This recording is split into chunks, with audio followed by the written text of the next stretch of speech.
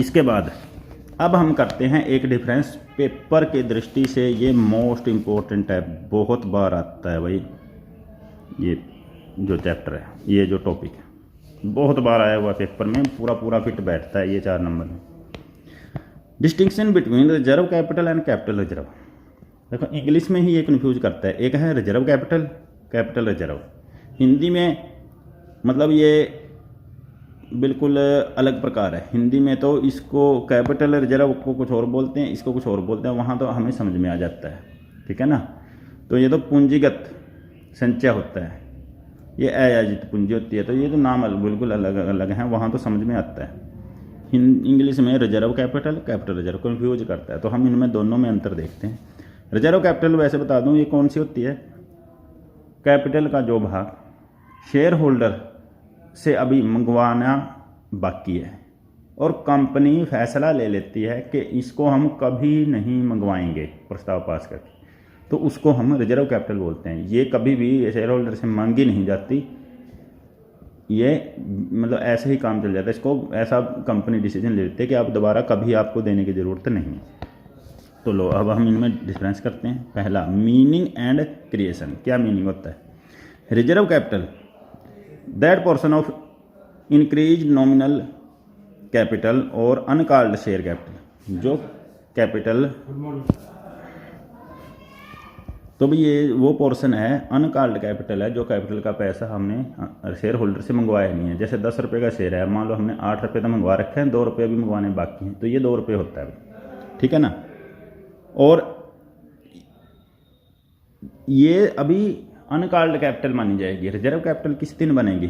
जब हम वो प्रस्ताव पास करेंगे कि अब हम आपसे कभी मंगवाएंगे भी नहीं, सिर्फ कंपनी बंद होने पर ही मंगवाएंगे, अगर ज़रूरत पड़ी वो भी तब। कैपिटल रिजर्व क्या है? अभी हमने डेफिनेशन पढ़ी थी। ये वो रिजर्व है जो created out of capital profit, और सच एज डिटेल दे दी। नेसेसिटी, जरूरी क्या कंपलसरी है? ये कोई कंपलसरी नहीं। कंपनी चाहे, इच्छा है तो ही वो इसको रिजर्व कैपिटल बना सकती है, वरना नहीं चाहे तो कोई दिक्कत नहीं है, कोई इस पर दबाव नहीं है। जबकि ये कंपलसरी है। अगर आपको कैपिटल प्रॉफिट्स हुए हैं और वो आपने पैसा बचा के अपने पास रखना है, तो वो कैपिटल रिजर्व ही बनेगा। रिजोल्यूशन, रिजोल्यूशन होता है प्रस्ताव पास करते हैं, इसके लिए रिजोल्यूशन पास करना कंपलसरी है रिजर्व कैपिटल के लिए। जब तक प्रस्ताव पास नहीं होएगा तब तक हम यकीन नहीं करेंगे। जबकि इसमें कोई रिजोल्यूशन की जरूरत नहीं, क्योंकि तो रूल ही है। रिजोल्यूशन क्या, मर्जी तो है ही नहीं, ये तो करना ही आपको जैसे है। रिलाइज और नॉट रिलाइज, ये कह रहा है भी पैसा आपको मिल गया है, नहीं मिला। ये वो पैसा है जो आपको मिला ही नहीं है और आप ना ही लेना चाहते, जबकि ये पैसा जो आपको मिल चुका है आप उसको कहाँ रखना चाहते हो, ठीक है ना। ये मिला हुआ पैसा है, ये बिना मिला हुआ पैसा है। अगला disclosure in balance sheet. Balance sheet में कैसे दिखाते हैं भाई?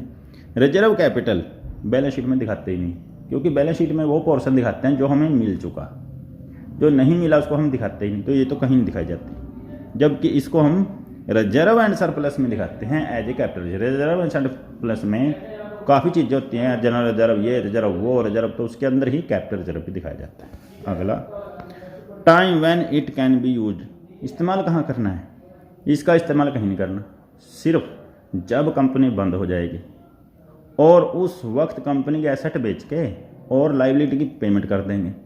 अगर उस टाइम एसेट थोड़ी हैं, देनदारियां ज़्यादा हैं और हमें पैसे की कमी रह गई है, उस वक्त मंगवाया जाएगा। देखो अगर आपने एसेट बेच के सारी देनदारियां उतार दी और पैसा बच गया, फिर भी नहीं मंगवाया जाएगा। तो अगर पैसा कम रह गया देनदारियां उतारने में, फिर मंगवाया जाएगा, बस कंपनी बंद होने पर। और ये कभी भी जब कैपिटल प्रॉफिट का इस्तेमाल कैपिटल लॉस को पूरा करने के लिए ही किया जाता है, ठीक है। तो ये था भाई। इसके अगला जो टॉपिक है बहुत छोटा सा टॉपिक है, ना ही पेपर में आता। अथॉराइज कैपिटल और इशूड कैपिटल में क्या डिफरेंस है? तो ये बड़ी सिंपल सी बात है। इसमें आ गया मीनिंग। अथॉराइज कैपिटल का मीनिंग है मैक्सिमम अमाउंट ऑफ शेयर है जो कंपनी इशू कर सकती है, जिसके बेस पे इनकॉर्पोरेशन हुआ है। इशूड वो है, अथॉराइज कैपिटल का वो पार्ट जो इशू कर दिया गया है आम जनता को, उसको हम इशू बोलते हैं। डिस्क्लोजर, इसको मेमोरेंडम ऑफ एसोसिएशन, कंपनी का एक मेन होता है, पिछले साल आपने पढ़ा था इनकॉर्पोरेशन कंपनी में सबसे मेन डॉक्यूमेंट है मेमोरेंडम ऑफ एसोसिएशन। इसके अंदर ये रिजर्व कैपिटल दिखाई जाती है। जबकि इशूड कैपिटल को आप article of association of the company में दिखा सकते हो। लिमिट, इसकी लिमिट कितनी होती है अभी? इसकी है इक्वल टू और more than the issued capital, यानी कि ये रिजर्व, ये जो रजिस्टर्ड कैपिटल है इशूड कैपिटल से हमेशा बराबर या ज़्यादा होएगी, और ये इसके बराबर या कम होएगी। ये बड़ी सिंपल सी बात है, ये मैक्सिमम लिमिट है। इशूड कैपिटल ज़्यादा से ज़्यादा इसके बराबर हो सकती है या ये कम रहेगी। आपको अगर 1 लाख शेयर की आपके कैपिटल है, आप उसमें से 10,000 इशू कर लोगे, 20 इशू कर लोगे, 30, 40, 50, 1 लाख इशू कर लोगे। 1 लाख से ज़्यादा इशू नहीं कर सकते, तो ये कभी भी इसके ऊपर नहीं हो सकती। तो ये था 20 का। ठीक है, आगे जो इशू ऑफ शेयर है वो कल करेंगे।